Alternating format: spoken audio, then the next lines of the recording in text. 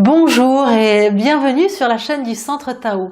Je suis Isabelle Zofzak, coach et thérapeute en médecine traditionnelle chinoise et j'accompagne les femmes qui veulent révéler la fille du soleil qu'elles ont dans le cœur en harmonisant leur santé physique, mentale, émotionnelle et spirituelle. Et pour harmoniser ces 4 niveaux de santé, eh bien, il est fondamental de prendre soin de soi. C'est pour ça qu'il y a toute une série de trucs magiques pour prendre soin de soi. Et aujourd'hui, nous allons prendre soin de nous par les huiles essentielles. Je vais vous expliquer comment ça fonctionne et quel est le lien qu'il peut y avoir entre les huiles essentielles et la médecine chinoise.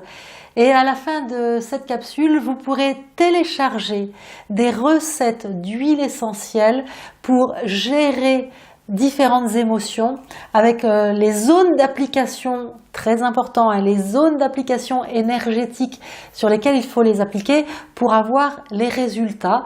Donc que ce soit parce que vous êtes plutôt angoissé, nerveuse, insomniaque, ou que vous ayez justement du mal à démarrer le matin, ou alors du mal à prendre des décisions.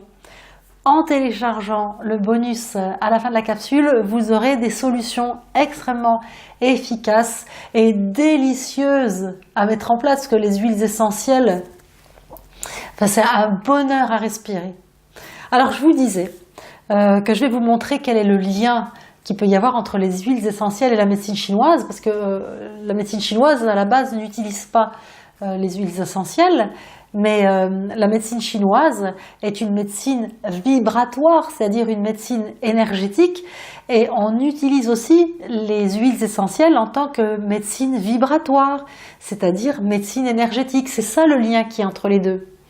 Alors, si vous suivez régulièrement cette chaîne, vous savez que le monde est énergie, que le corps humain est énergie, que chaque molécule, chaque atome, de chaque chose, de chaque son, de chaque couleur, tout dans l'univers est énergie. C'est-à-dire que la matière et l'énergie sont deux manifestations différentes d'une même chose. Alors, le corps humain, il y a une matière, c'est cette existence matérielle, mais chaque molécule, chaque atome de votre corps diffuse une énergie.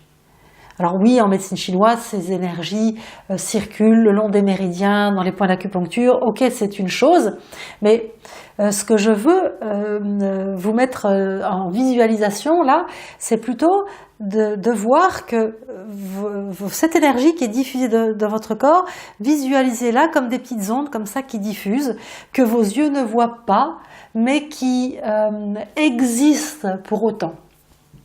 Alors, quand on est en bonne santé, on a notre énergie vibratoire qui est sereine comme ça et qui est unique. Chaque être humain est unique et a sa propre énergie vibratoire. On est unique quand on est incarné. Alors, quand on est désincarné, moi, perso, je suis persuadée avec tout ce que je connais que même désincarné, notre énergie est unique et va faire ailleurs ce qu'elle doit continuer à vivre. Alors, je reviens à la notion de santé. Quand votre énergie vibratoire est en bonne santé, c'est une symphonie. Vous avez un orchestre philharmonique qui joue de la belle musique. Quand il y a un désordre énergétique, que ce soit une maladie, une pensée négative, donc de la colère, des émotions bouleversées, etc. Vous allez avoir comme des violons qui jouent de travers, des crin-crin dans votre musique. C'est plus un orchestre philharmonique que vous avez, c'est la fanfare du coin avec des mômes de 5 ans qui n'ont jamais appris la musique. Vous imaginez le tintamarre. Et donc, ça va créer des désordres dans vos longueurs d'onde comme ça, et il va falloir rééquilibrer ces longueurs d'onde. On peut le faire par de la méditation, par des pensées positives, par la respiration, par l'acupuncture. Il y a beaucoup de médecines douces, vibratoires, qui vont permettre de rééquilibrer ces émotions. Mais dans le lot, il y a également les huiles essentielles. Alors, c'est plus concret, c'est plus matériel que simplement les pensées. C'est pour ça qu'il y a des personnes qui répondent mieux en fait avec les huiles essentielles qu'avec des pensées positives ou de la méditation. C'est pas donné à tout le monde. C'est pour ça aussi qu'il existe beaucoup de manières différentes de pouvoir se rééquilibrer. C'est parce qu'il y a des personnes qui répondent mieux à la méditation, mais moi je connais des personnes qui ne pourront jamais se poser et méditer parce qu'elles sont toujours dans l'action, elles ont donc du mal et elles vont pouvoir utiliser d'autres méthodes. C'est ça qui est chouette, c'est qu'il y a moult méthodes à votre service pour vous aider justement à réguler vos énergies, vos longueurs d'onde. Donc j'en reviens aux huiles essentielles. Donc les huiles essentielles, ce sont l'essence même des plantes qui sont extirpées comme ça via des alambics. Donc on fait cuire et on récupère ce qui se condense le long des tuyaux de l'alambic. Et dans cette condensation le long des tuyaux de l'alambic, en fait, il y a une concentration incroyable de l'essence même des plantes, des fleurs dont on extrait les huiles essentielles. C'est pour ça que les huiles essentielles, c'est un concentré incroyable d'énergie. Et chaque plante est unique également, et donc chaque plante va avoir sa propre longueur d'onde qui va pouvoir rééquilibrer des longueurs d'onde déséquilibrées. Donc si par exemple vous avez une maladie, une pensée négative, quelque chose qui vous tracasse et qui fait des gzzz à l'intérieur de vous, ces gzzz vont pouvoir être régulés par la longueur d'onde vibratoire de certaines plantes. C'est pour ça que ça marche et c'est comme ça que ça marche. Alors, c'est pas parce que c'est naturel que les huiles essentielles sont inoffensives. Faut pas faire de bêtises. Tout est sérieux, tout est à prendre au sérieux. Alors, on peut utiliser certaines huiles essentielles en les mangeant. À ce moment-là, autant prendre, je vous l'assure, des capsules toutes prêtes qu'on trouve très facilement quand on connaît. Si vous ne trouvez pas, demandez-moi, je vous brancherai sur des bonnes adresses. On peut le prendre comme ça, mais évitez d'avaler des trucs sans savoir ce que vous faites. Il y a des huiles essentielles qui sont très très très caustiques, qui peuvent brûler l'intérieur du corps ou même l'extérieur. Par exemple, la cannelle, quand on la met en huile essentielle, même sur l'extérieur comme ça pure, ça brûle. C'est des choses qu'il ne faut pas faire. Donc n'avalez pas n'importe quoi. Pareil sur la peau, quand on veut mettre des huiles essentielles sur la peau, il faut en général les diluer dans une huile végétale de base.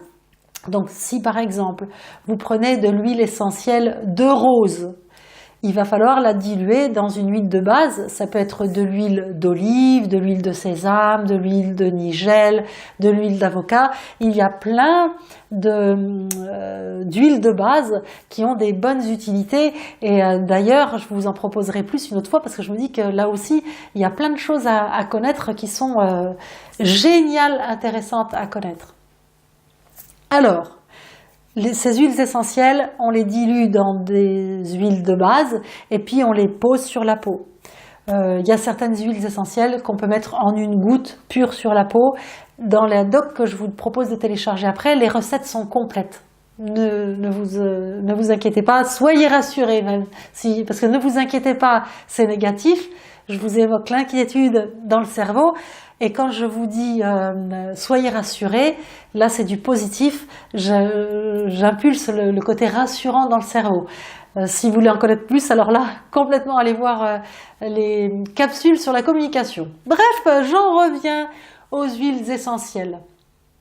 Donc nous avons vu pourquoi c'est une médecine vibratoire, qu'il ne faut pas les utiliser n'importe comment. Évidemment, on ne les met pas sur des plaies si on saigne, on ne les met pas chez des enfants de moins de 5 ans et on ne les utilise pas si on ne sait pas comment faire.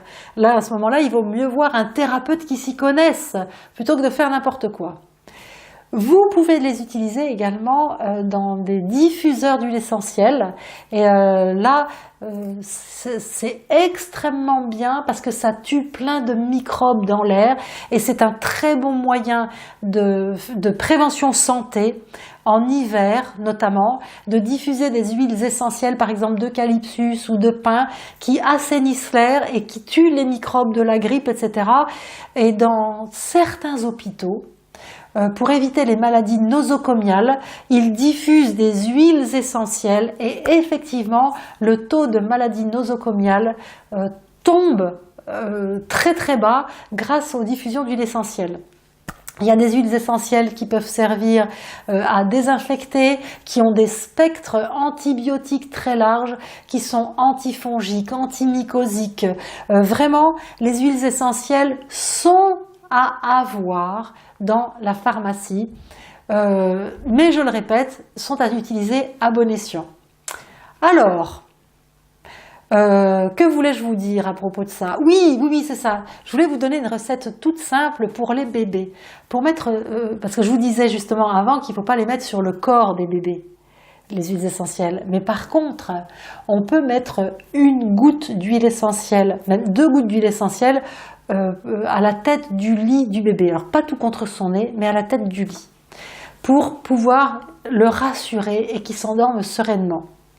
C'est une goutte d'huile essentielle de laurier noble et une goutte d'huile essentielle de lavande vraie, parce que l'huile essentielle de laurier noble, c'est la vibration du père, et l'huile essentielle de lavande vraie, c'est les vibrations de la mère. Et donc en mettant une goutte d'huile essentielle de laurier noble et une goutte d'huile essentielle de lavande vraie de chaque côté du lit, ça va diffuser des vibrations paternelles et maternelles et ça va permettre au bébé de dormir sereinement. Et ça, c'est vraiment des choses qu'on comprend quand on comprend que le monde est énergie et qu'on peut reproduire des énergies avec, entre autres, des huiles essentielles. Il y a beaucoup de choses à dire sur le sujet. Est-ce tout pour aujourd'hui? Je pense que c'est tout pour aujourd'hui. Alors, dans le document que je vous propose de télécharger, je vous donne quelques explications sur les huiles essentielles, les recettes que je vous ai promises au début, et puis 2-3 huiles essentielles à avoir dans sa pharmacie parce que elles sont essentielles. Et oui, voilà, je savais que j'oubliais de dire un truc.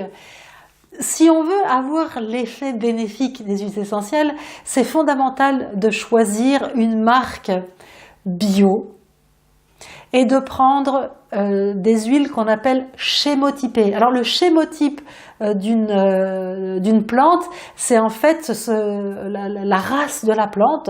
Et quand on veut utiliser une plante pour ses vertus vibratoires, il est fondamental de ne pas se planter. Donc il y a des marques qui sont très très bonnes et il faut les choisir bio. Là aussi je vous mets dans le doc, parce que sinon on va passer 1 heure ensemble. C'est pas le but de la capsule. La capsule, c'est juste de vous ouvrir à cette médecine vibratoire. Et j'en reviens donc qu'il faut que l'huile soit chémotypée et bio. Quand je vous dis de la lavande vraie, c'est parce qu'il y a plusieurs types de lavande. Il y a la lavande aspic, le lavandin. Donc c'est la lavande vraie qui est la vibration de la maman. Voilà, là, je sais que je vous ai dit ce que je voulais vous dire pour ouvrir votre cœur et votre âme vers ces possibilités de médecine vibratoire. Il y a tellement d'autres choses à dire en plus. Déjà, téléchargez le doc. Si vous avez des remarques, des questions, des expériences à partager, utilisez les commentaires sous la chaîne. Et puis, likez, partagez, abonnez-vous, faites s'abonner ceux à qui vous voulez du bien. Faites rayonner votre soleil du cœur. Je vous embrasse, je vous aime.